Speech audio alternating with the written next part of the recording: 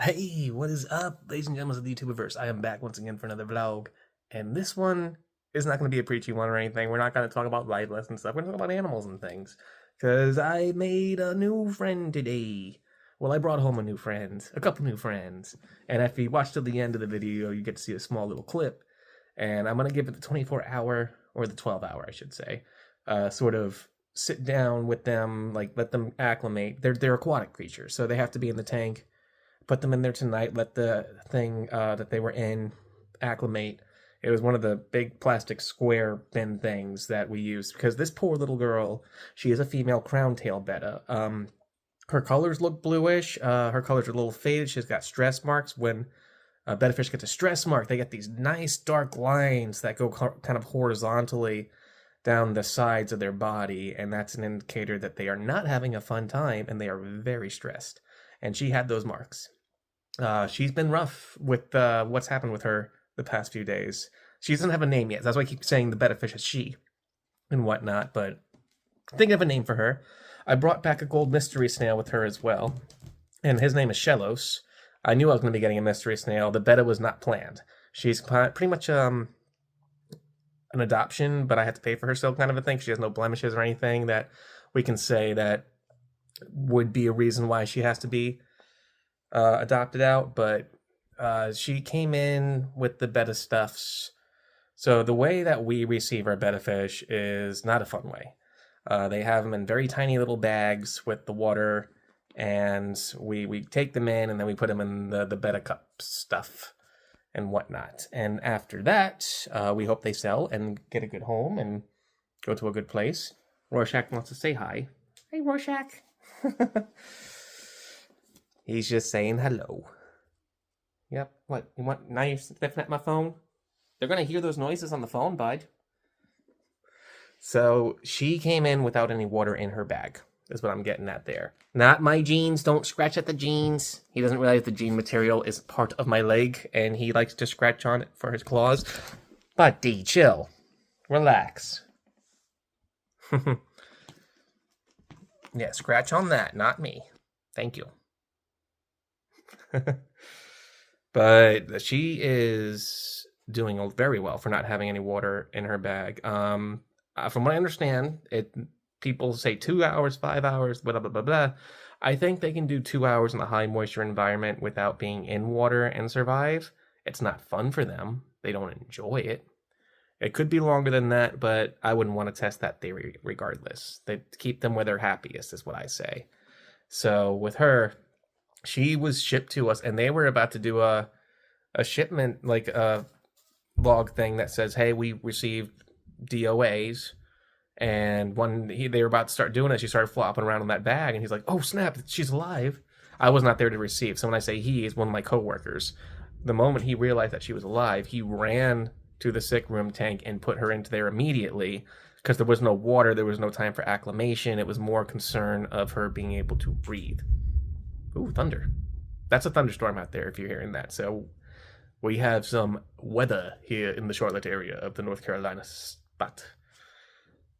But anywho, so I have a betta fish friend that is in the tank, and I told you guys I was thinking about taking one that had the Popeye at one point, but someone else actually took him in, so he's got a good home elsewhere. But she's still very juvenile, even for a betta fish. You know, she's probably like, yay big, yeah, something like that. Something like that. You'll see her at the end of the video how big she is. And then tomorrow I'm going to check in on her and Shellos, who is the gold mystery snail, and see how they're doing. The mystery snail is going to be good because I do know mystery snails actively eat smaller pest snails like Malaysian trumpet snails, bladder snails, stuff like that. And the shells that these pest snails have transfer to calcium inside the gut of the mystery snail. So they're getting great calcium, because my mystery snail is not full grown either. That one is still growing. And he or she doesn't matter. Mystery snails are hermaphrodite by nature, just like clownfish are. The largest of the snails will be taking the role of the female because the largest is the one who can hold the most eggs, and that's how it's pretty much decided. At least when it comes to mystery snails. That is not true for all mollusk species, or snail species. Snails and mollusks and stuff are all part of the same family, but snails specifically. The Those guys are different depending on the species, but for mystery snails in particular, they are hermaphrodite, meaning they can be male or female, just like clownfish. One's freshwater, one's marine, so cool to know. So I'm excited to see what's going on. I wanted to kind of add another bedfish because all I have up there is the two guppies that swim in the top area. I noticed that the tetras, the neon tetras I have in my tank, they kind of more hold on to the middle section of the tank. They're always towards the bottom, coming up a bit. And of course, like a good school do, the 6 of them all kind of hang out together and stuff. I'm going to give it a bit more time, let the tank clear just a little bit more, do another water change tomorrow, and then I will probably add, I would say 4 more to that school. We'll just saw lightning. You're about to hear a boom. And Rorschach is playing with just got him this new toy, and he's already loving it. He likes these string toys. But this one is funny because it's a blue mouse thing with pink ears, and it reminds me from Meryl. Reminds me of Meryl from Pokemon. And you can kind of see that. But he already knows it's his toy. I haven't even grabbed the stick and started playing with it. I put it down on the ground. He says, all right, cool. I got you. And he just went and started playing. So he's got a new favorite little toy. Yeah, bud. That's awesome. So, fun new animal news, fun new stuff happening with the fish tank, more specifically. Everything else as far as the other animals are still doing good. Frogger and Michigan J are still in this room. Rearrange things and set things up so Rorschach cannot really bother them or get to them. And so I think they're fine in here, you know? Them jumping around at night and doing their things. So it's wonderful to have them here for now. I might take one of them out and move them into the other room now, and I'm thinking the one who I will take out would be Michigan J. Put him in the other room because he's the one that, or she's the one that likes to have more quiet. And lately, Frogger, who is the Dumpy Whites, has been coming out more often. He used to not come out as much, but I think it could be because of the cold weather and everything. The green tree frog is kind of going more of its gestation or hibernation, however you would want to call it. Over. And the homie here has that thing on his back, and that's why that big old noise, the stick just hit that extra tank. Buddy, I'm so glad you love your new toy. Okay. So those noises are totally just because that little man is just going crazy. But yeah, nothing new past animal stuff. I think it's great. I've been playing as a Pokemon still. When I say a lot, when I can, because it's been stormy. It stormed last night, like 1 or 2 in the morning as well. So for 2 or 3 hours, I couldn't go back to sleep. So I played Pokemon for a bit, and then finally was able to go back to sleep for a little bit, at least 2 or 3 hours, and then woke up again. But there's life of insomnia. It's alright. I get along just fine. When I was first dealing with it, I mean, I had it a bit ever since I was a kid. But as I dealt more and more with it, you know, I've just gotten used to it. I'll do a video one day about all the weird things about me. Because it's that, I have certain stomach issues, I have the sciatica. There's a lot in my mid-30s. Oh, I'm going to say mid-30s still. A lot in my mid-30s that I've realized that my body's kind of been done and doing. And, you know, I even got some grays in the beard and stuff, man. It's alright, though. I'm still alive, and that's awesome. Don't matter the age. Only as old as you feel. And sometimes I feel pretty old with sciatica, but today, feeling pretty good. Especially because I got a new friend and stuff. I'm glad she's doing well. I hope she does better. I will see how she eats in the morning. She's going to have her first ever micro pellets, so it's going to be exciting. I'm happy to see what happens, man. Hopefully it's all good. And on the 28th of February, my sister's doing her wedding and everything and all that fun stuff. So we're going to have that happening. So around that time, I'm probably not going to do too many videos the day before, after, and of that time in the late month of February. So if you don't see a lot happening, then that's why. It's just family stuff, man. I'm good still. Everything's all right. But yeah, it's going to be great. A lot of fun stuff happening, new friends to kind of document and talk about, and I can go more deeply. Mystery snails are so stinking amazing. I feel like I might do a video more on specifically mystery snail and how they differ from apple snails, but they're still part of the same family and stuff. It is very cool. Very cool. Anywho, that's it for now.